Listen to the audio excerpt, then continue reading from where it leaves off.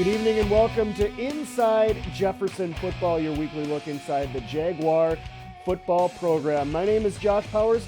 Coming up on this episode, we will recap last week's homecoming game against the Cooper Hawks. We'll look ahead to another opponent, the Hawks, the Chaska Hawks, this Friday for the Jaguars on the road. We'll catch up with former Jaguar Lloyd Lee in the Where Are They Now segment. And we've got a couple of players in our players segment. Isaac Freitag and Seth Krakow will join me as well. But first, the head coach. Coach, homecoming is over. You can always take that deep breath. But emotional night for you guys. Good first half. You guys had the lead against Cooper. Second half, just a couple plays seemed to go against you. Cooper, give them credit. They executed as well. And they walked away on the 50th homecoming with the win. Yeah, and like you said, credit to Cooper. They did a great job. They're well coached. They're very athletic. I thought their quarterback, talked about that earlier, probably played his best game in throwing the ball. And I thought we did a pretty good job in stopping the run overall. There was a couple that we let kind of squeak by, but overall I thought we did a good job defensively. But I think we are -4 the turnover battle in just the second half, and that's a killer. Again, you just have to eliminate those mistakes. When you're playing good teams like this week in and week out, you just can't do that. I think overall we're about a -11, -12 for the season. And when we talk about little things, that difference between 1-4 and 4-1, which is very possible, it's those -11 in the turnover bracket that really hurt us most of the year. I thought your run game was much improved, Coach, and that you were getting down to your third and fourth guys. We'll talk to one of them here coming up, but talk to Seth coming in, and you had the sophomore coming in too. Those guys really stepped up and carried the load for you guys. Yeah, and it started up front. We were missing Sawyer Voska, our senior center. So junior Noah Williams stepped in there. We were missing Jack Stone, a senior guard. Both Sawyer and Jack have played really well all year. Junior Bio ended up going two ways. He stepped in the other guard, and sophomore Wee Long stepped in at the other guard. So it was a new front, and they did a great job. We got hurt. Our guard got hurt, so we had to bring in another sophomore at center, Drew Nelson. Nelly did a great job as well. Willie moved over the guard. So it was a lot of moving pieces just in the front. Then you get to the back end of it, and Roosevelt had a great start. Just kind of rolled an ankle a little bit, and then Seth comes out. Seth did a great job. Unfortunately, Seth didn't have a proper pregame meal, which we've addressed with Seth, but he starts cramping up, and then Brock Edwards comes in, and again, I think overall we were close to 150 yards rushing. So credit to those three, but also a credit to the guys up front. And then our one offensive tackle, Lucas Kitzman, tells me as I get to school before the game, "Hey, Coach, I have 102 fever." So we got him playing, but it was kind of a makeshift thing, and credit to those kids for stepping up and just being tough and fighting through some things and doing a great job. Let's take a look at some of the highlights, Coach.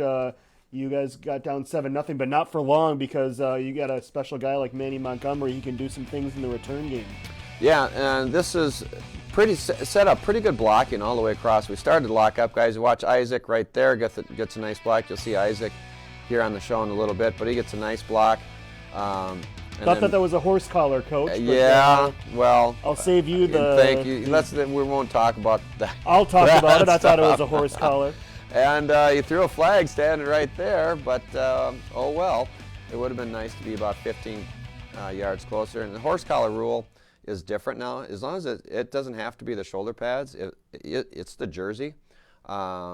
So, yeah, that was a horse collar and should have been 15 yards. But anyway, we look at it, we have to finish that drive. No matter where we started, we got down there, we need 7 out of that drive. You did get 3, Coach, as we'll see here in our next highlight. It's nice when you don't get that 7. You got a youngster here who's making some kicks for you this year. Yeah, that sophomore Aiden Atkins does a good job in getting that for us and getting some points absolutely after the score to get some points and come back. That was big, and Aiden's done a good job all year. And new holder, Carter Hansen, had the hold because our holder, Alan Wynn, was hurt. But all the way around, that was a good job, and Aiden, has been very solid for us.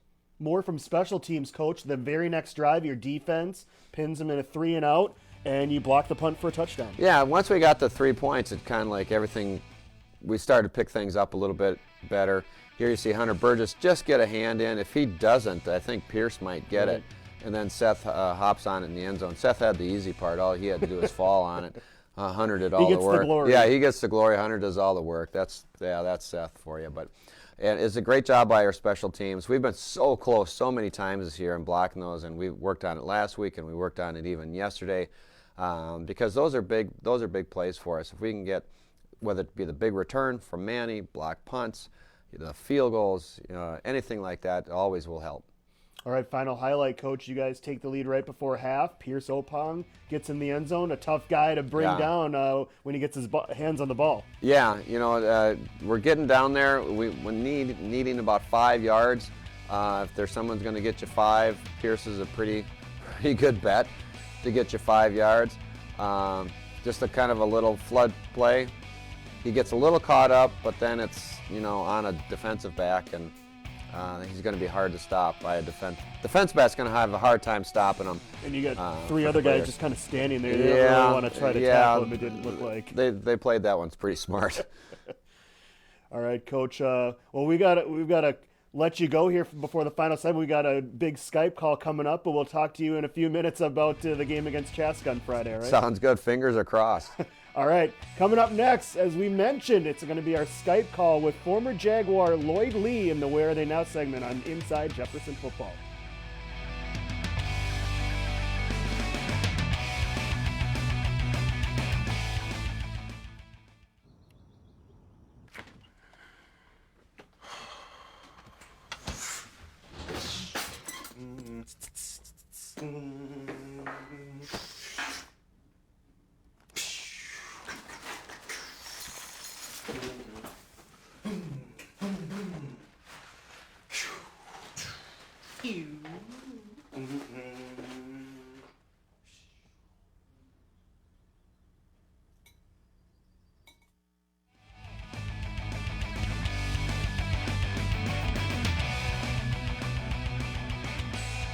Back on Inside Jefferson Football, Jefferson hits the road on Friday against the Chaska Hawks as they continue their second half of the season.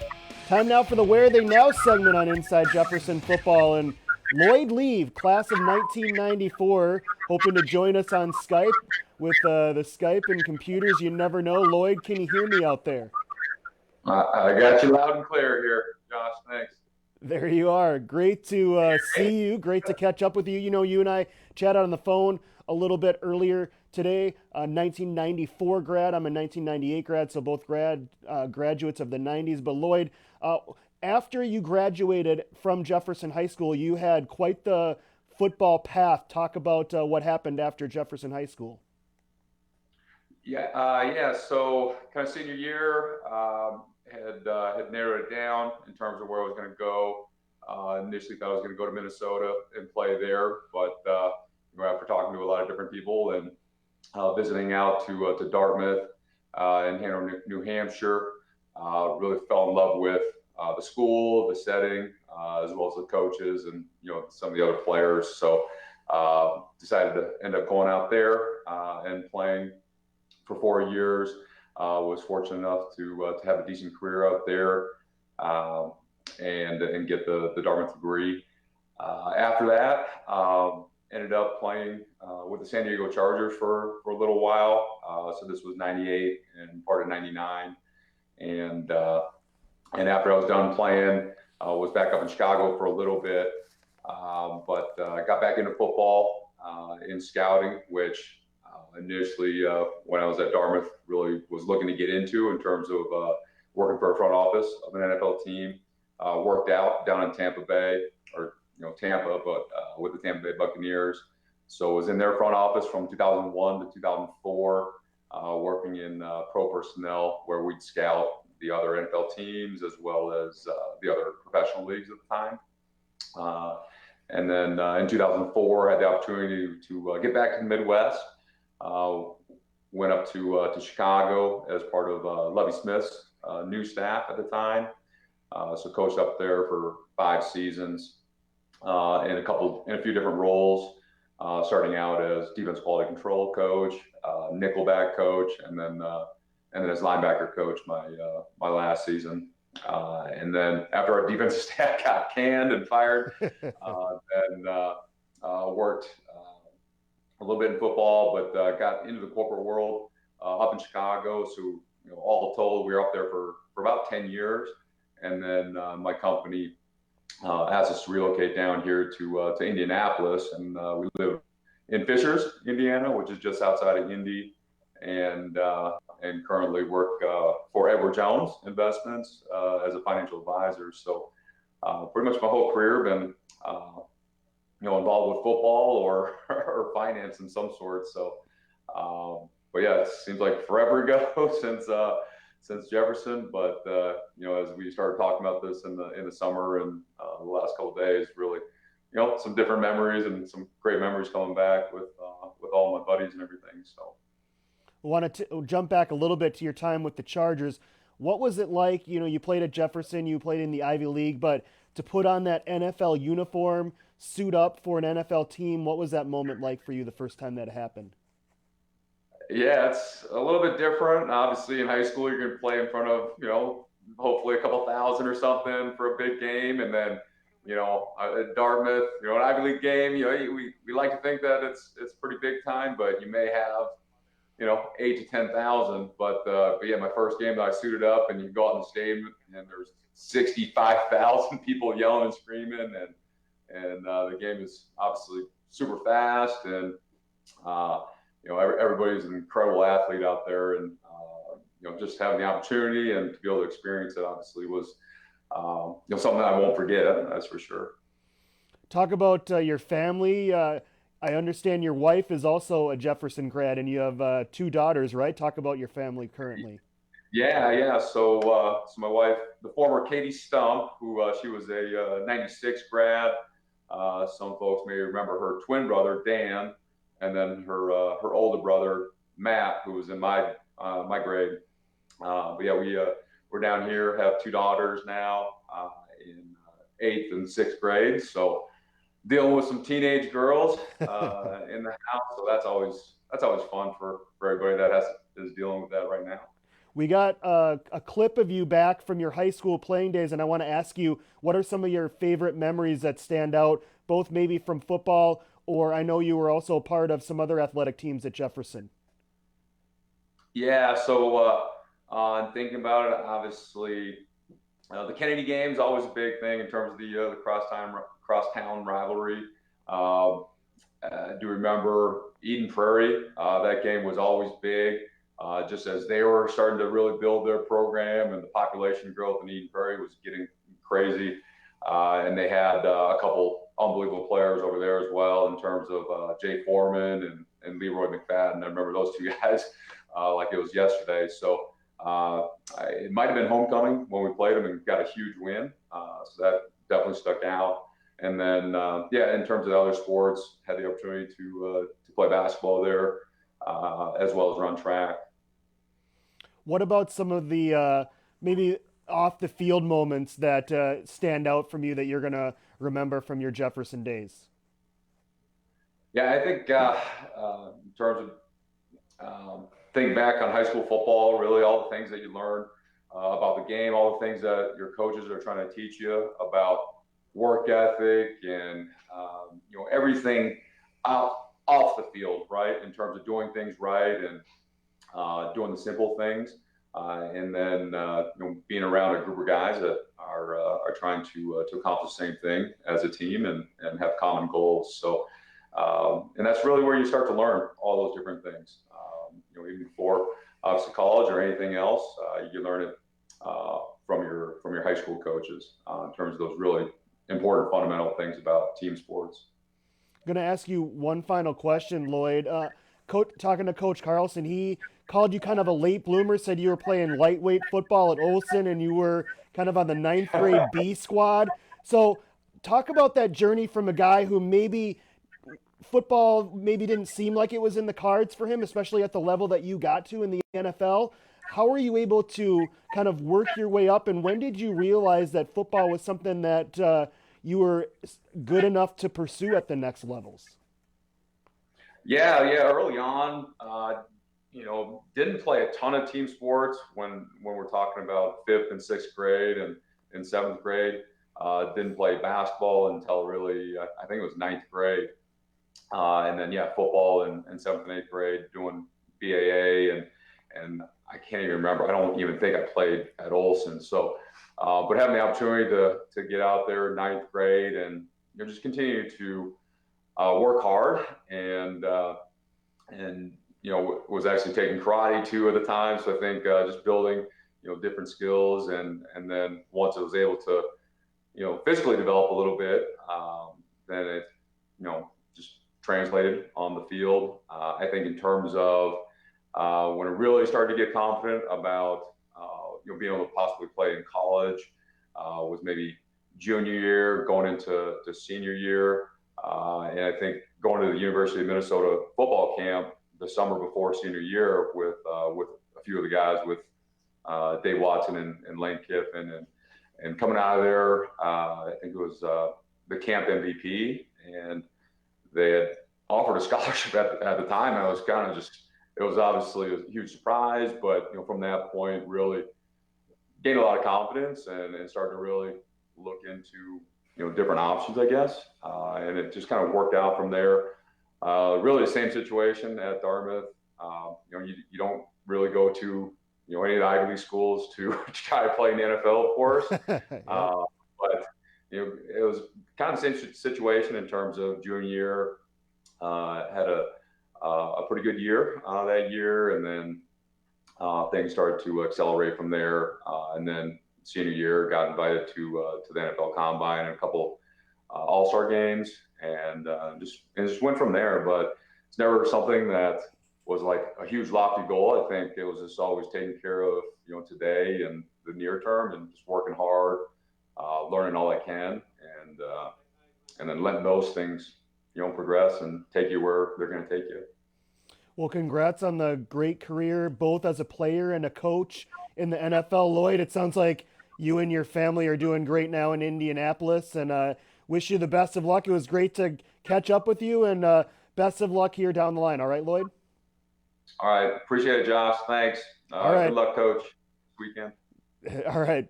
Lloyd Lee, former Jefferson Jaguars. We throw it to a break. Another clip with audio from his playing days, Lloyd Lee, back in 1993. Third and short now as they shift and go to the I. This will be Mosley at the right side off the 40 out to the 42-yard line.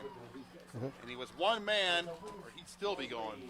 And that one man was Lloyd Lee, who's also showing that he can play on the other side of the ball, show what he did on offense, and showing what he can do on defense, making the stop there. See number 22 coming through the line quickly. Cass Mosley, his second carry. And the stop there by Lee, stopping an even bigger gain or maybe a touchdown.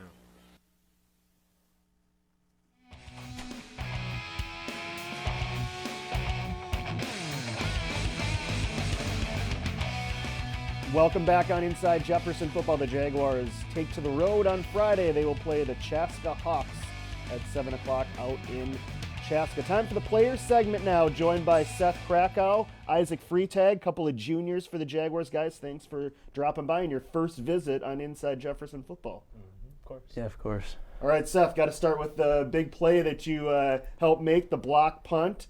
Walk us through what you saw, and obviously you got a chance to dive on the ball and get a touchdown in the end zone. Yeah, well, Hunter Burgess had a great dive for the ball, and Coach Zilka has been telling us like all week that we had a chance to block it and we had like a good opportunity, and I just saw the ball and dove on it. I had the easy part. What was it like to get that ball, hold it up in the end zone, knowing that you got it in the end zone for a touchdown? It was a big rush of energy and a lot of momentum, obviously, and it was just like a good opportunity, I guess. All right, guys, I want to ask both of you guys. We ask all the players this, but start with you, Isaac. When did you know that football was something that you were good at, good enough maybe? When did you start playing football, and when did you know you were good enough to play at the high school level? It was like second grade when I started playing football. It was pretty fun. I had a lot of the same kids that I played varsity with this year, and they're all seniors, but because I played up. But and then at like ninth grade, I felt like I was, among one of the gooder or better kids. So I thought it would be a good opportunity to play 11th and 10th grade and see where it goes from there. How about you, Seth? Obviously, both of you guys have stepped in as juniors and made a big impact. Yeah, well, I started 7th grade year. I kind of started late. I started out playing receiver mainly, and then I kind of started like moving more to a defensive like side of the ball, and I don't know, I just enjoy playing with my friends. Like our grade has kind of had like a chemistry ever since like I started playing, so it's kind of just fun to go out and just hang out with them. Isaac, receiver core is pretty deep for you guys. How have you looked up to a guy maybe like a Matt Thompson or a Manny Montgomery, some of the older guys that have helped bring you along as a first-year wide receiver this year? They show really good reps in practice. They run through stuff really sharply, and it's great to have them because they're really good role models. And yeah, so. Seth, were able to get into the game last game as a running back. Probably unexpected, maybe when you put on your jersey for that night. So, what was that process like? Kind of when you had some of the injuries happen, and Coach Carlson said, "Okay, you're going in there." Yeah, well, I wasn't really expecting it, to be honest. I was like, we were in the defensive meeting on the sideline, kind of talking over like what we could do better, and all of a sudden I just hear my name called and saw an opportunity to like go do my best, I guess. How many of the reps have you been taking as a running back, leading up to games each week? I don't take too many. I take some in practice, but I don't Sure. take ones. Roosevelt always takes ones because he's obviously a good running back. He is. And I learned a lot from him as I transferred over to a running back, and yeah, he's just like a good guy to be around, and he's energetic. Isaac, you're also a defensive guy for Jefferson. So explain what you do on defense to those that don't know, and then what do you like better, offense or defense? I honestly like defense more. Okay. I like hitting people. But yeah, it's my first year of up corner, so it's kind of different. But I come off the side and have to push anything inside, and it's pretty fun doing that. Yeah. You guys haven't really been tested from a passing game standpoint until last week. So what was that preparation like? A little bit different, I would imagine, going up against a team like Cooper, who you knew was going to throw the ball a little bit more. Yeah, we were prepared pretty nicely for deep throws like verts, but we worked on bubbles and slants a lot, and we just had to make sure we did our roles and cover them pretty nicely. And I'll ask each of you guys, last few weeks of the season, what are some of the goals you guys have coming down the stretch here? Seth, I'll start with you. Well, I feel like we should definitely win the two out of the three last games that we have coming up, and my goal is probably to like win at least 1 or 2 playoff games, and hopefully just keep getting better and better from there. Score 4 more touchdowns Yeah. and block punts, right? Yeah. How about you, Isaac? I'd like to get better as a team and win more games with these last remaining games, and hopefully go all the way for the playoffs. It'd be a great accomplishment. So. All right, guys. We'll have to let you go. We got Coach Carlson coming up in the last segment. Good luck on Friday night, and we'll see you back here in a couple weeks for the next home game, all right? Thank you. All right, back for the final segment on Inside Jefferson Football with the head coach after this.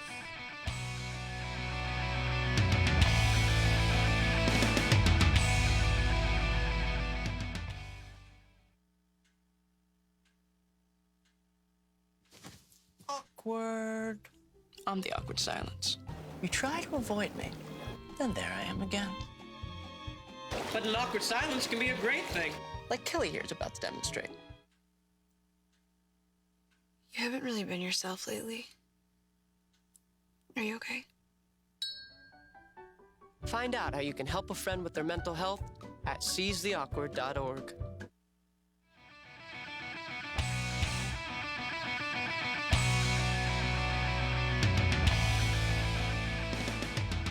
Back on Inside Jefferson Football, the Jaguars and Chaska Hawks on Friday night, a road test for the Jaguars. Back with the head coach, Tim Carlson, quickly putting away those glasses before he got on camera. I saw that, but another tough opponent, obviously Chaska, 4-1 this year, I believe, and so we know what they do each and every year in the league, and so a team that you're obviously seen for the last number of years, and a very experienced team too. Yeah, they have multiple 3-year starters on this team.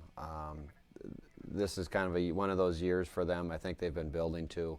A lot of those kids are 3-sport athletes, live in the weight room. So they're big, they're strong, they're fast, athletic with experience. Other than that, they're not very good. But so it'll be another great test. It's probably the best team we've played so far. They're always well coached. You know, we seem to know Chaska better than anybody else, just because we always seem to play them twice a year.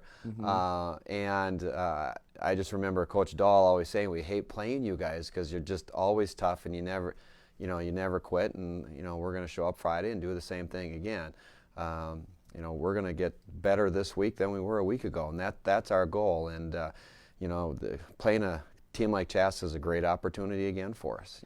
Hey, just sneak one by there and play 48 minutes. How are you guys health-wise? Maybe you don't have to reveal specific players, but I know that you guys were a little bit banged up last week. What's that like? Yeah, we're getting better. We'll have some guys back this week that we didn't have last week. Right now, we got some kind of sickness going through the team. Starting with the head coach, but hopefully these guys start to feel a little bit better as the week goes along. And we need everybody to be full strength, but as we found out, next guy up. And if we have to call on somebody else, I hope they respond like all the kids did last week. It was in there and give a fight and have some heart and do a good job. Last one for you, Coach. What are we talked to the kids about some goals, but what are some things that you want to see here in the last 3 weeks? I think one of the boys said it well. We need to get better as a team, and then whatever that entails, it entails. But as I told the kids, we have goals, and I have goals, and I want to win every game. Let's be honest. I don't say, well, I don't think we're going to win this one or that one. I want to win every one, but the most important game I want to win is that last one. And if we could do that, that'd be really special. All right, Coach, we'll be rooting for you on Friday. We'll see you back here a week from now. We'll talk about another home game. Sounds good. Thanks, Josh. All right, that's the head coach, Tim Carlson, wrapping up another edition of Inside Jefferson Football. The Jaguars back in action against Chaska on Friday night. We'll have another episode of Inside Jefferson Football next Tuesday right here on BEC-TV. That'll wrap it up for our entire crew. This is Josh Powers saying good night from our studios.